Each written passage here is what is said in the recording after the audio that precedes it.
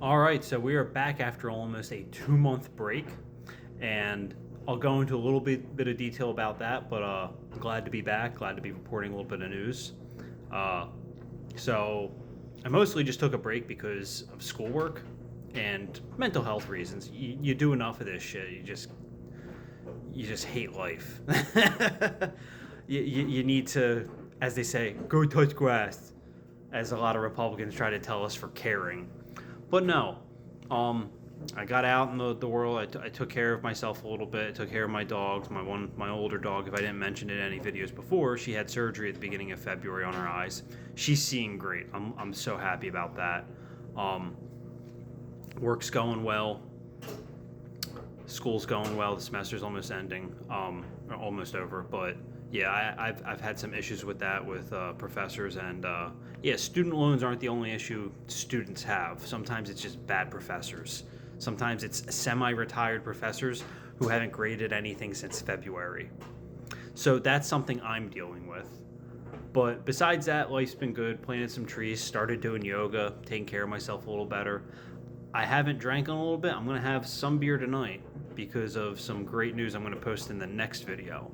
But last time we spoke, we were in the middle of a war with Iran. And what's that? Yeah, we're still in the middle of a fucking war with Iran. So, several peace talks have happened since my last video. There was a ceasefire that lasted a couple hours or like half a day, maybe, no more than a day. And then Israel broke it. At first, Israel didn't even agree to it because one of the measures or one of the rules that they had to follow was to stop fighting in Lebanon, stop bombing and shooting Lebanon, southern Lebanon. So they weren't able to do that. The ceasefire broke almost immediately. Iran's been holding their own. And I don't think we're at the point anymore where you sound like the bad guy to say, fucking good. Good for the world. Put our fucking government in its place at this point. America has not been a world leader in the sense of how we were in World War II and World War One since World War II and World War One. Keep that in mind. We lost Vietnam, we've lost Iraq, we've lost Afghanistan. All these fucking wars we got involved in for regime change because we didn't like the government or because we wanted their resources. So that's a good thing to me, if you ask me, that Iran's holding their own and they're basically emerging as a world power. They're showing they control the Strait of Hormuz, not us. Even with a blockade that Trump tried to impose, Iran was still able to basically wait it out, say, okay, whatever. You're not going to get us to do anything to help you. We even lifted sanctions on them. That's what I'm saying. We did the same thing to Russia.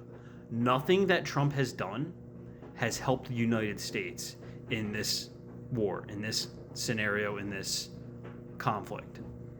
What it has helped was the world see that America can't be trusted. The new trade partners in the world that they want to align themselves with are people like, or countries like China, not so much Russia, but Iran and their allies. Because the fact is, they were really just doing business until we decided to start a war with them. They weren't fucking with anybody. Russia's a different story. China's got human rights issues, but it's not like they were invading Taiwan. It's not like Iran was invading other countries. They armed proxy militias throughout the Middle East who helped defeat ISIS in many locations and areas. Yeah, they've got allies like Hezbollah and Hamas, but it's not like Hamas was aiming to take over Israel. They were fighting back. They were doing the bare minimum. Hezbollah, same thing. It's not like they were aiming to take over Israel. They were fighting back to defend their land. They existed to defend their land. That's it. So, yeah, that's kind of sums up where we're at. We're going in and out of peace talks, or I should say, Trump and Vance are pretending that Iran are going in and out of peace talks. They tried to say, I believe, and I don't know, I'm going to try to do his voice, I'm going to do it. Iran's on their way to Islamabad to have peace talks. They never were. They called him out immediately on that. They're fucking lying. Trump's lying once again. This is bad faith. He's not trustworthy. We're not going to have a ceasefire. And like I said, we lifted sanctions on them, and they really didn't need us to do that.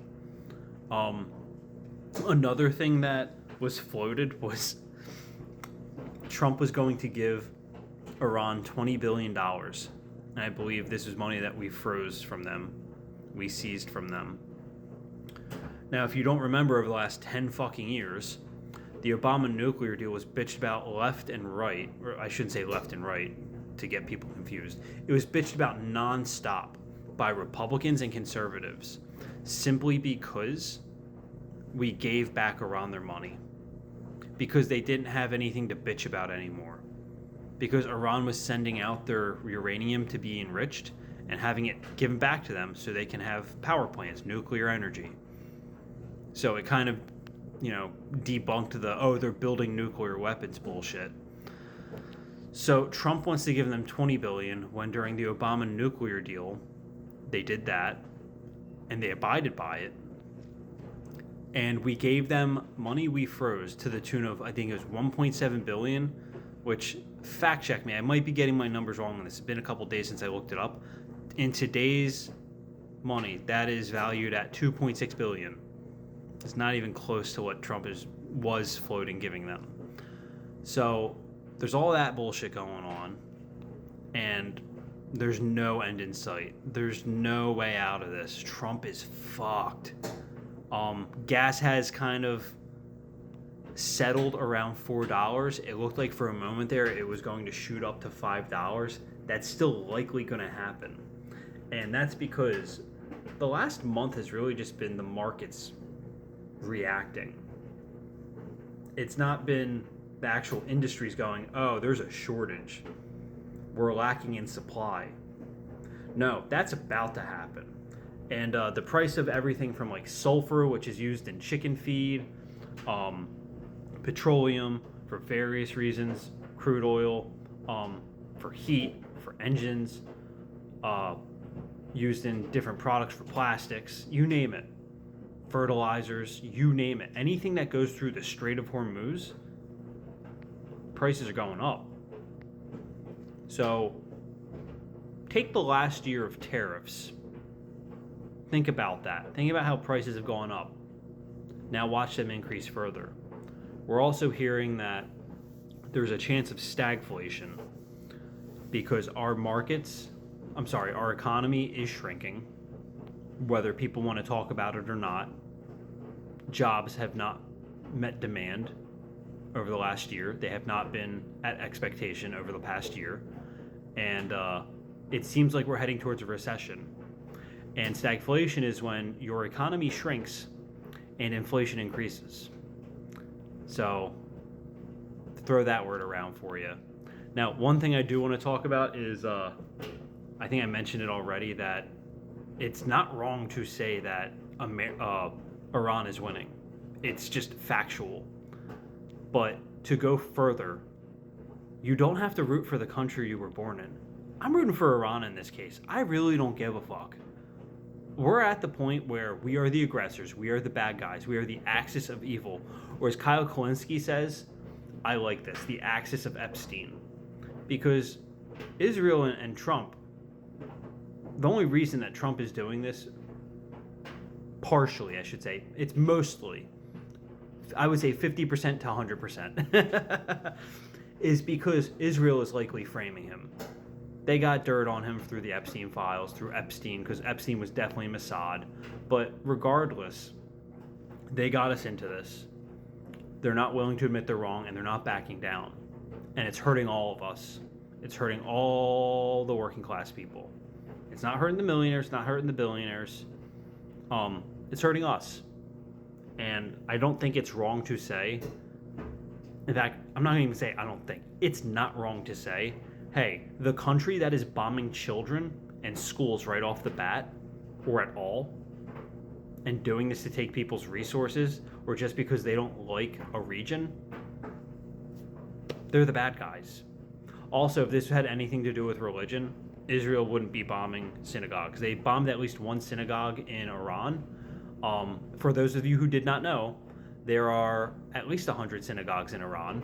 there is a Persian Jewish population. It's not big.